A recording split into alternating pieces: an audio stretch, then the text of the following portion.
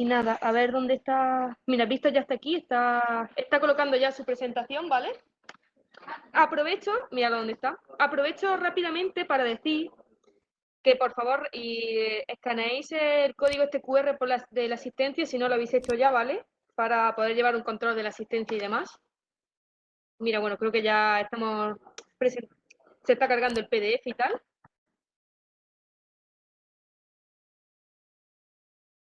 Tenía el micro apagado.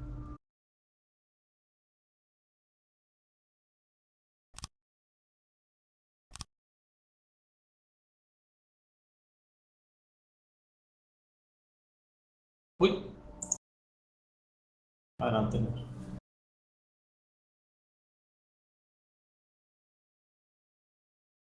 Muy bien. Hola, Víctor. Hola, María. Hola. A ver cómo giraba esto. Me voy a quedar por aquí, por el escenario, ¿vale? Y ya te dejamos que des tu charla.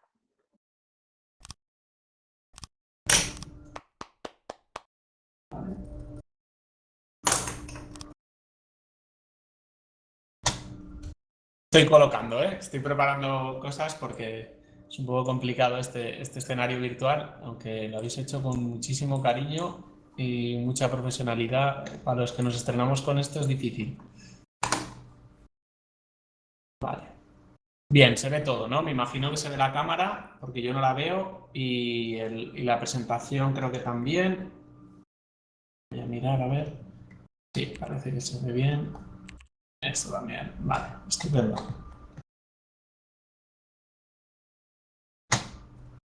Vale. Muy bien. Bueno, primero de todo, ¿se me escucha? Que antes he tenido un problema con el audio. Sí, se escucha. ¿Sí? Se escucha. Vale, perfecto. Si en algún momento hay cualquier problema técnico, me decís y lo trato de arreglar.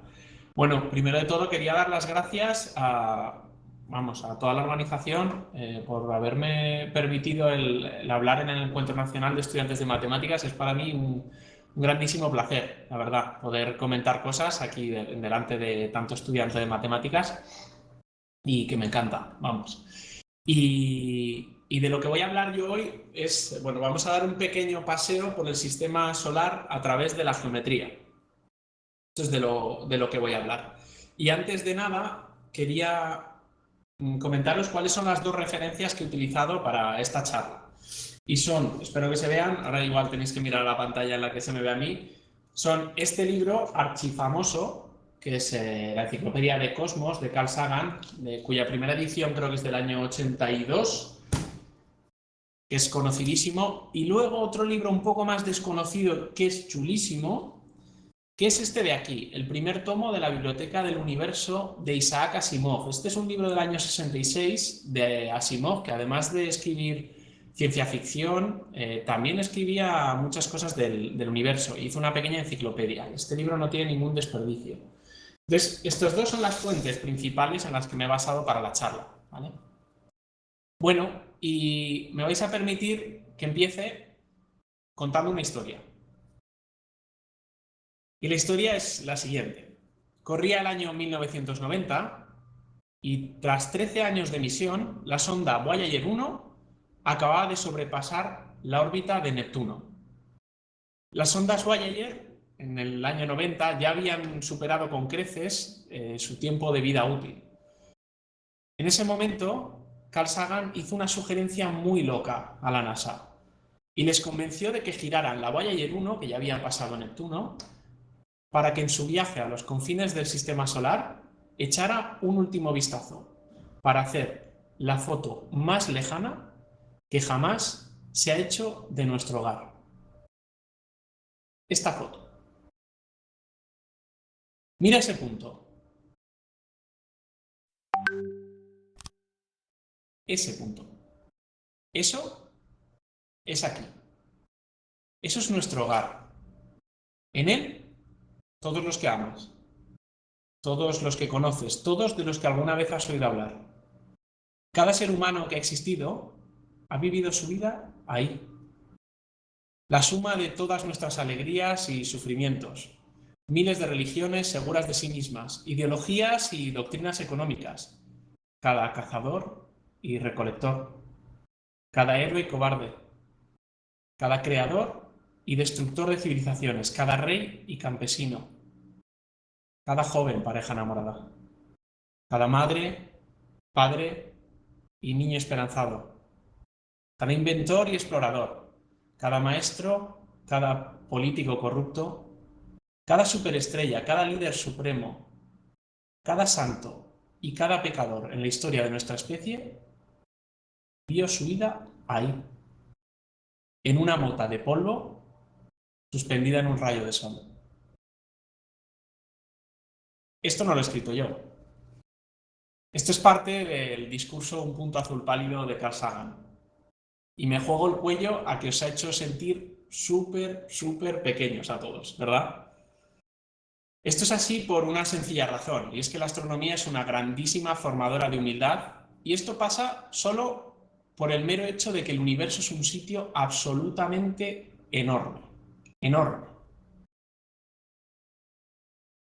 ¿Pero cuánto de enorme? De eso es de lo que vamos a hablar hoy.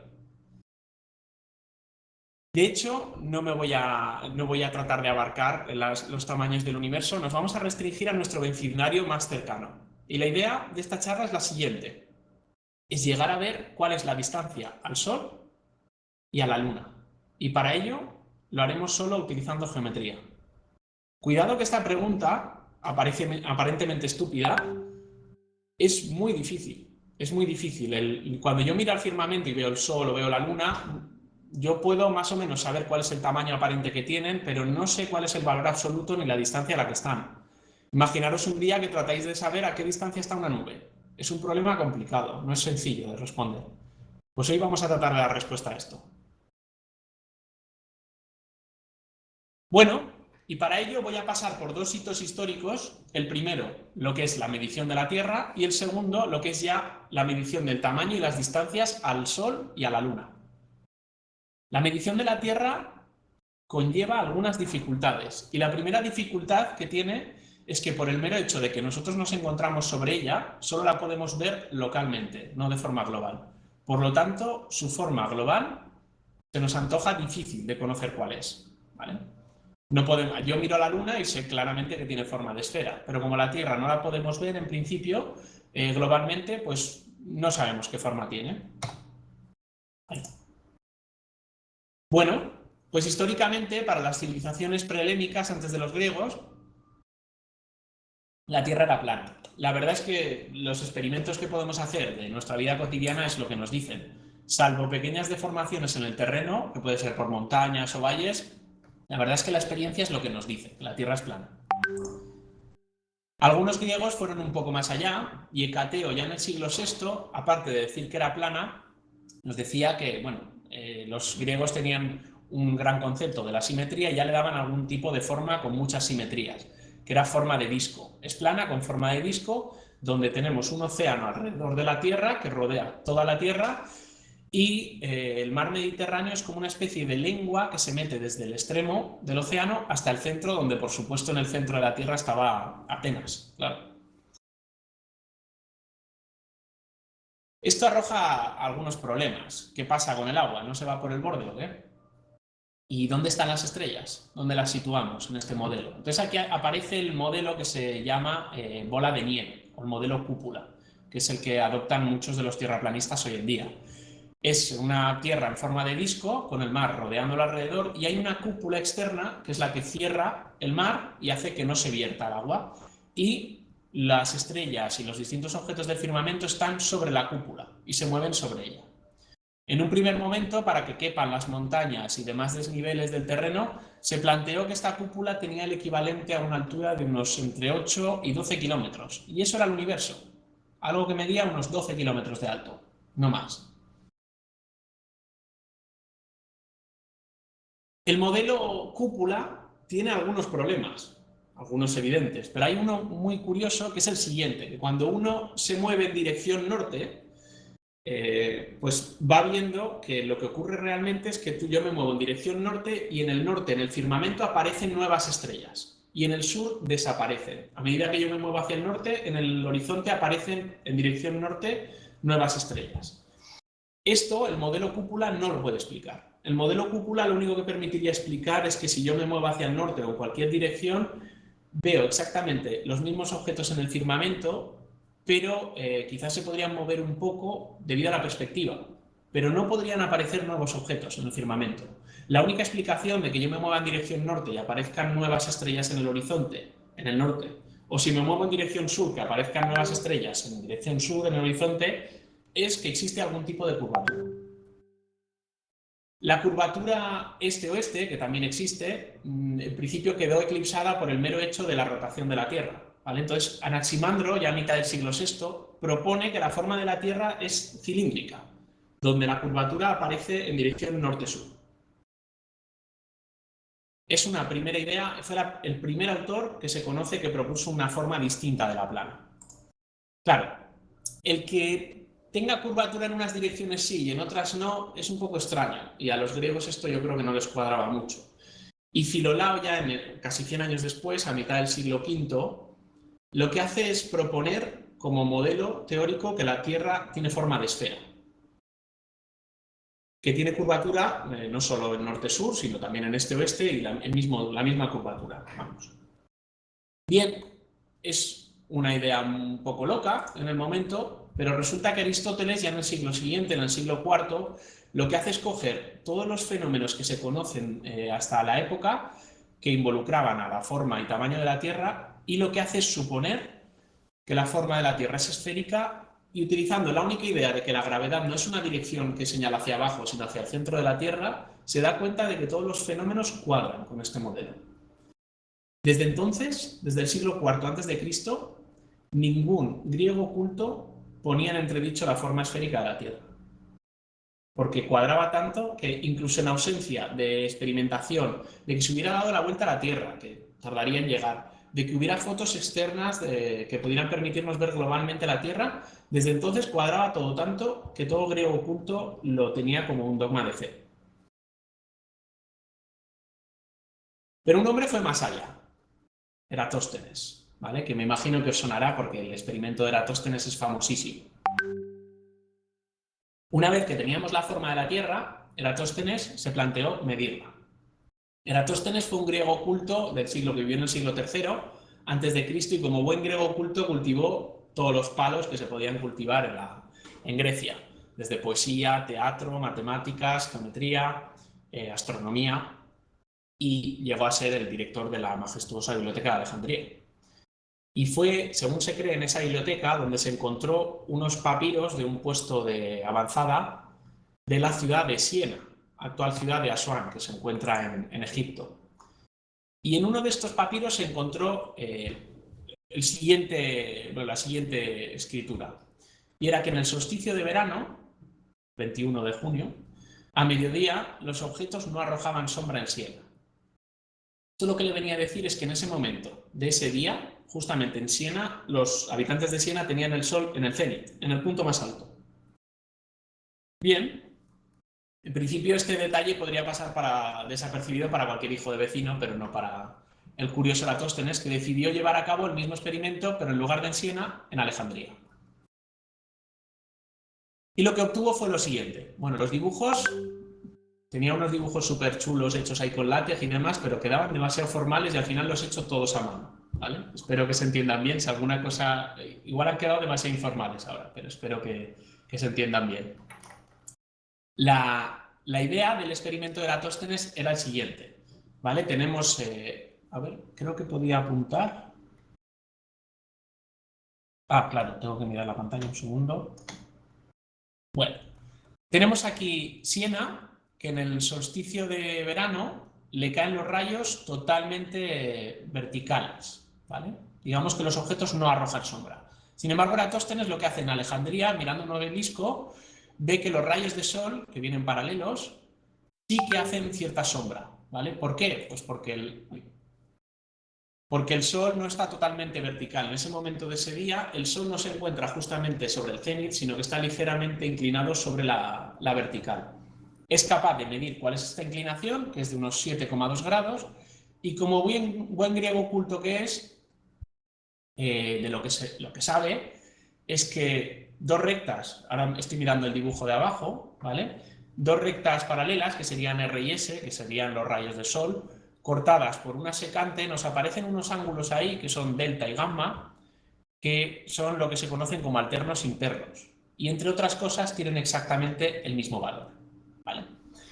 Si tiene el mismo valor, esto es lo que nos viene, él puede medir, Eratóstenes puede medir cuál es la inclinación del Sol sobre la vertical, que es de unos 7,2 grados, y esos 7,2 grados coinciden con el ángulo que se produce en el triángulo formado por Alejandría, el centro de la Tierra y Siena. Estamos en esta situación de aquí. En esta de aquí. Bien, conocido que el ángulo que se produce entre Alejandría, el centro de la Tierra y Siena es de 7,2 grados, y conocida la distancia entre Alejandría y Siena, que es la de unos 5.000 estadios, aproximadamente 800 kilómetros, sin más que hacer una regla de 3, lo que se obtiene es que el perímetro de la Tierra es de aproximadamente unos 40.000 kilómetros. Atención a la genialidad de Eratóstenes, que estamos hablando del siglo III a.C., únicamente utilizando geometría, utilizando obeliscos, sombras y muchísimo ingenio, es capaz de medir el tamaño de la Tierra sin salir de Alejandría. Espectacular lo que hizo este hombre. Bien, ya tenemos la forma y el tamaño de la Tierra. Vamos a ir a la segunda parte de la charla, que es nuestro objetivo: medir cuál es la distancia al Sol y a la Luna y sus tamaños. Bien, y el objetivo, aquí nuestro protagonista va a cambiar, va a ser Aristarco, que fue coetáneo de Eratóstenes, pero es un poco más joven. Y Aristarco lo que llegó a hacer fue medir todas y cada una de estas distancias, la distancia al Sol, distancia a la Luna, tamaño del Sol y tamaño de la Luna, en referencia al tamaño de la Tierra. Conocido el dato de Eratóstenes del tamaño de la Tierra, tendremos todas las distancias que buscamos calcular. ¿Y cómo lo hizo esto? Bueno, pues Aristarco, que es este de aquí, esta es una escultura que hay en la Universidad de Tesalónica, en Grecia. Aristarco lo que va a hacer es utilizar tres momentos, tres hitos astronómicos distintos, ¿vale? Y cada uno de ellos le va a permitir medir una cosa. Primer momento, lo que va a hacer es ver cuál es la razón o el cociente entre la distancia Tierra-Sol y distancia Tierra-Luna. Es decir, va a decir la distancia de la Tierra al Sol es 24 veces la de la Tierra a la Luna. Va a medir este cociente de aquí. En un segundo momento, lo que va a ver es cuál es la razón o el cociente entre el radio del Sol y distancia Tierra-Sol o el radio de la Luna y distancia Tierra-Luna. Es decir, va a decir la distancia de la Tierra al Sol es, me lo invento, 300 veces el radio del Sol y la distancia Tierra-Luna es 400 veces el radio de la Luna. Fijaros que solo mide razones, no está midiendo distancias. En un tercer momento, lo que va a hacer es conseguir ver cuál es el radio de la Luna en relación al radio de la Tierra. Va a decir, el radio de la Luna es la mitad que el de la Tierra. Conocido el tamaño de la Tierra, vamos a tener todas las distancias que queríamos calcular. Esta es la idea del experimento de Aristarco. Vamos al primer momento. ¿Cómo podemos calcular la razón entre la distancia Tierra-Sol y Tierra-Luna? Pues lo que va a hacer aquí es utilizar un momento astronómico que es el momento en el que la Luna está en cuarto menguante, ¿vale? Es decir, este momento. Y lo que se da cuenta Aristarco es lo siguiente. Cuando desde la Tierra vemos la Luna en cuarto menguante, es decir, solo la mitad de la Luna está iluminada desde el punto de vista de la Tierra, lo que está ocurriendo aquí es que el triángulo formado por Luna, Tierra y Sol es un triángulo rectángulo, donde el ángulo recto está en el vértice de la Luna. El ángulo que se forma en la Tierra lo podemos medir. Ese ángulo simplemente es mirar en el firmamento, bueno, simplemente no es fácil medirlo, pero desde la Tierra miramos a la Luna cuando está en cuarto menguante, miramos al Sol y vemos cuál es el ángulo que forman en el firmamento. Este ángulo Z lo podemos medir. Y el ángulo alfa será simplemente 90 menos Z. Así de sencillo. Pero fijaros que el seno de alfa es justamente lo que quiere calcular. Es el cociente distancia Tierra-Luna entre distancia Tierra-Sol. Entonces, en este momento estelar, cuando la Luna está en cuarto menguante, sin más que medir Z, podemos conocer cuál es el cociente entre la distancia Tierra-Luna y distancia Tierra-Sol. Y lo hace. Obtiene el valor Z, Aristarco, que es de, bueno, lo que describe Aristarco es que le falta una 30ª parte de un ángulo recto para ser un recto. Es decir, mide 87 grados. No es un mal valor, el valor real es de 89,83, no es un mal valor. Pero fijaros que el ángulo alfa y sobre todo el seno de alfa es muy sensible a pequeños errores en el ángulo Z, porque el valor de alfa que obtiene Aristarco es 90 menos Z, que es 3, cuando en realidad el valor real es de 0,17. Ese valor ya sí que es malo, el de alfa.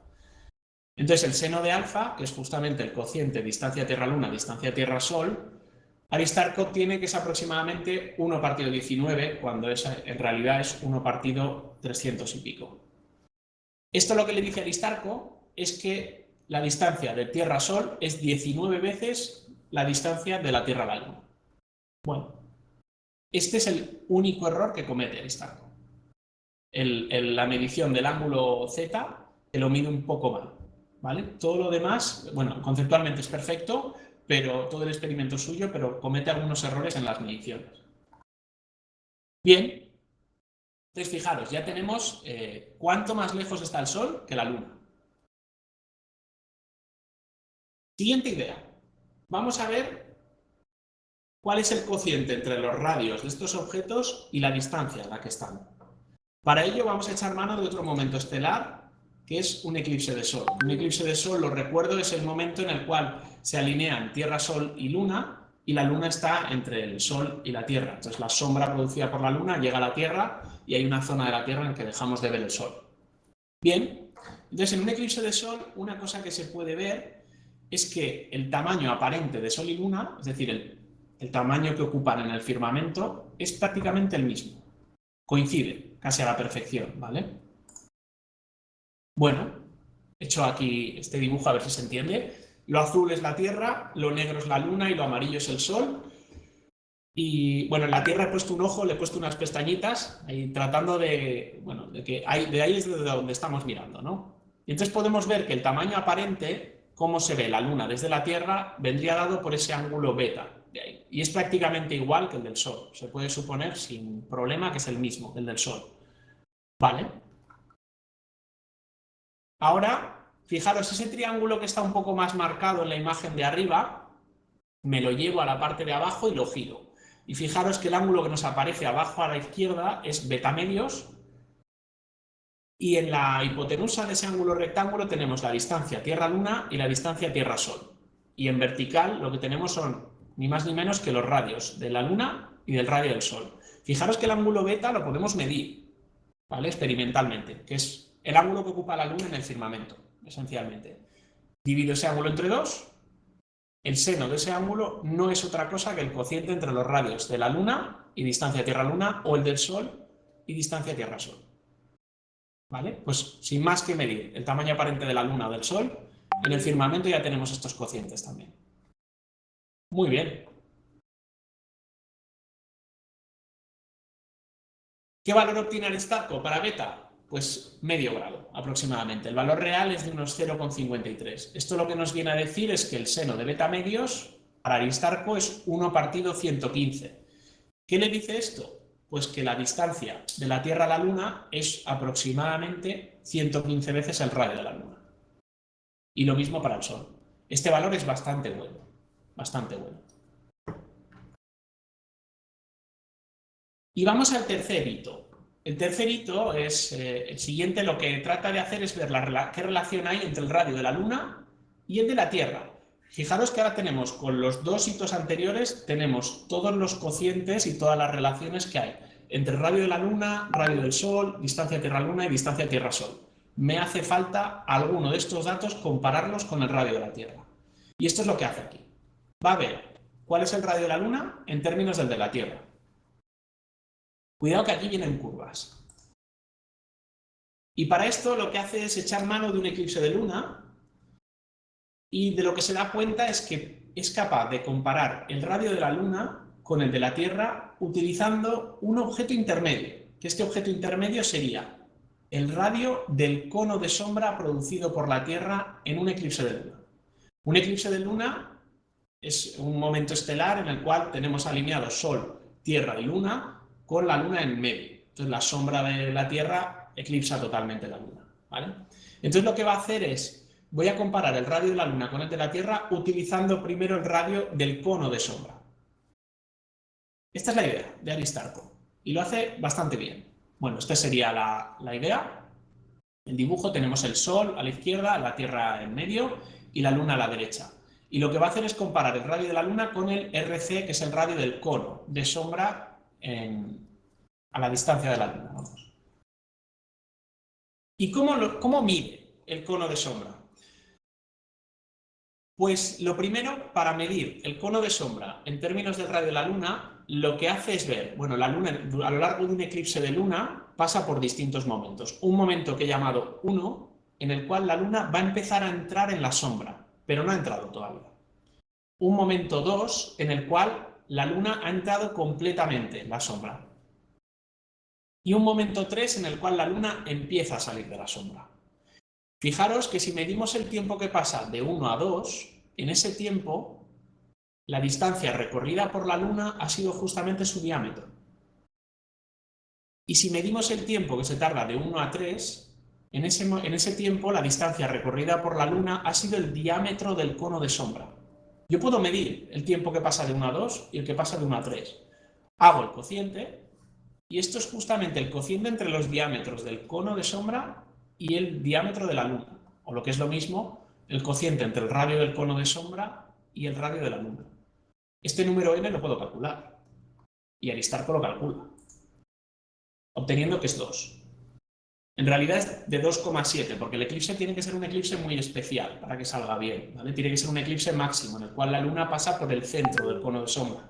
Pero bueno, no es mala medida la de Aristarco.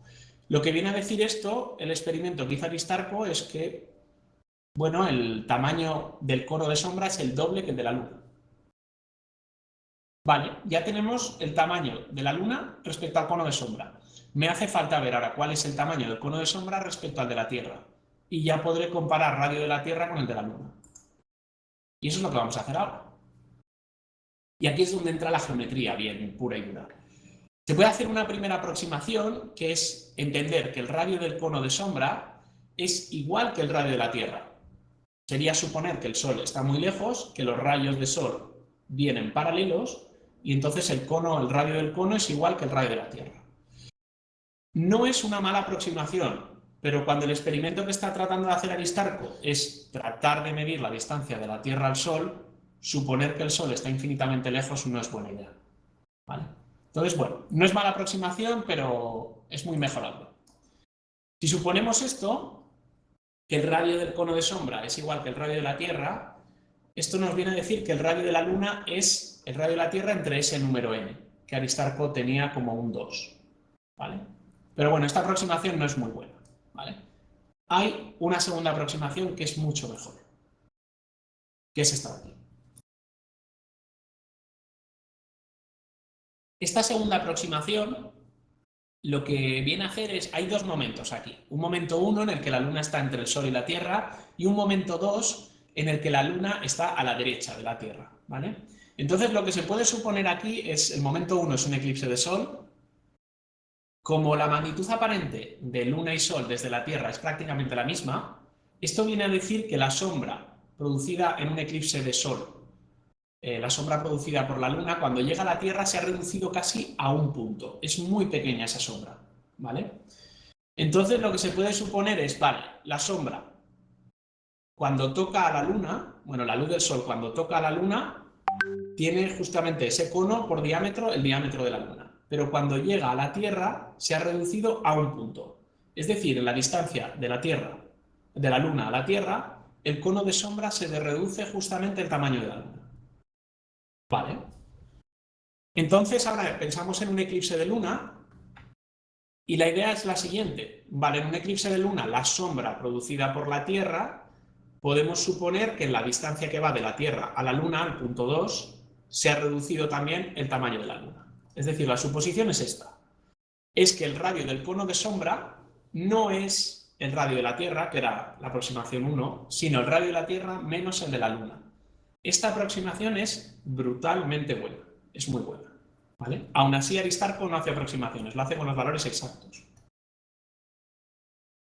Esta sería la aproximación 1, la 2, y el valor exacto, que fijaros que el valor exacto, si alfa es un ángulo muy pequeño, que es de 0,17, es prácticamente igual que la aproximación 2. ¿Vale? Entonces, fijaros, ahora yo puedo comparar, mirando por ejemplo la aproximación 2, el valor n lo puedo calcular durante un eclipse de luna, que Aristarco obtenía que era un 2. Eso le viene a decir, ese n igual a 2, que el radio de la luna es 1/3 del radio de la Tierra. Perfecto.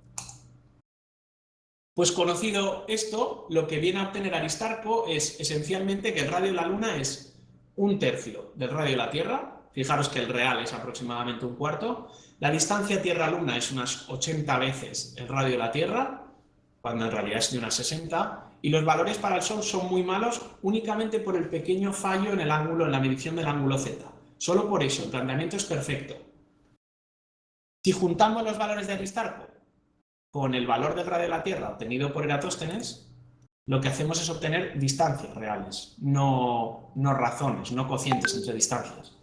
Y lo que hace, juntando Aristarco y los valores de Eratóstenes, obtenemos que el radio de la Luna, obtenido por estos dos griegos, sería de unos 2000 kilómetros, cuando el real es de unos 1700.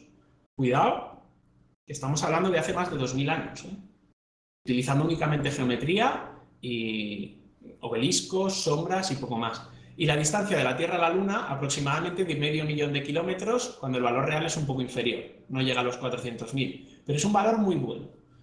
Los valores para el Sol no valen gran cosa. Sin embargo, sí que podemos ver que la distancia Tierra-Sol, a pesar de que sea un valor muy pequeño, le sale de casi 10 millones de kilómetros. Muchísimo más alto que esa idea original que teníamos con el universo cúpula, de que la cúpula estaba formada por algo que estaba a lo máximo a 10 kilómetros de distancia. O sea, hemos recorrido una distancia muy larga, ¿vale? Bueno, y con esto pretendo haberos convencido de que con geometría podemos llegar a calcular bien, y se calculó más o menos bien, cuál es la distancia al Sol, a la Luna y los tamaños de estos dos objetos del firmamento. Y muchas gracias.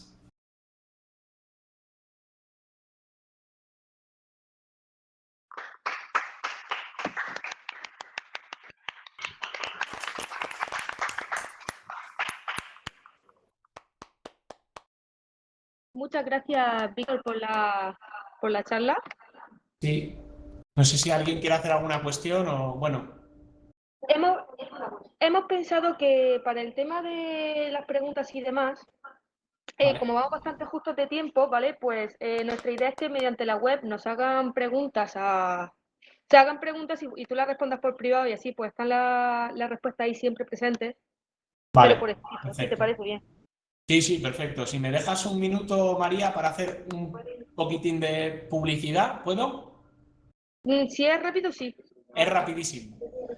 Bueno, únicamente comentaros que de lo que he hablado en esta charla, por si no lo conocíais, el ABC y la Real Sociedad Matemática Española tienen un convenio con la Comisión de Divulgación de la RESME, y todos los lunes en el ABC se publica un artículo que se llama, de la sección Abecedario de Matemáticas.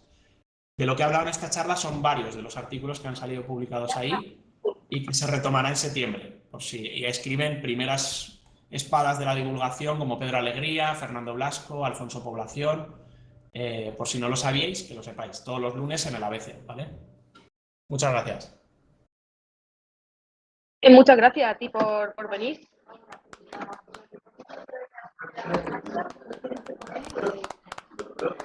Vale, pues vamos a dar ahora, comienza la última charla del día,